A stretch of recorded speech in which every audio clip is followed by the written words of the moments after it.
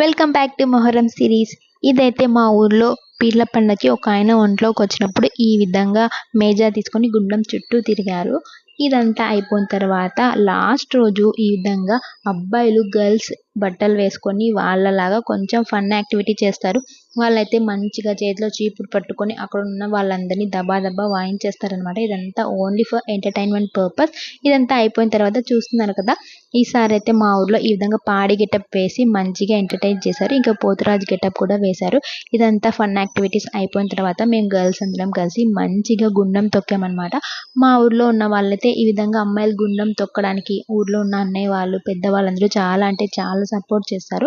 So గుండం తొక్కడం అయిపోయిన తర్వాత మేము అందరం గర్ల్స్ అందరం సపరేట్గా వెళ్ళి పులి మేక గేమ్స్ అయితే ఆడుకున్నాము. నాకు తెలిసి ఆల్మోస్ట్ 5 నుంచి 10 ఇయర్స్ తర్వాత నేనైతే ఈ విధంగా పులి మేక గేమ్ ఆడుతున్నాను. ఇవి అయిపోయిన తర్వాత అక్కడ కొంతమంది నార్మల్ జెక్కికి గుండు జెక్కికి ఇవన్నీ వేసాం. నేనైతే ఆఫ్టర్ 5 to 10 ఇయర్స్ తర్వాత సార్సక్క సార్బండి ఆడాను అనమాట. మా అక్క వాళ్ళతో కొంచెం మా ఫ్రెండ్ వాళ్ళతో మా రిలేటివ్స్తో ఆడాను. చాలా మంచిగా అనిపించింది.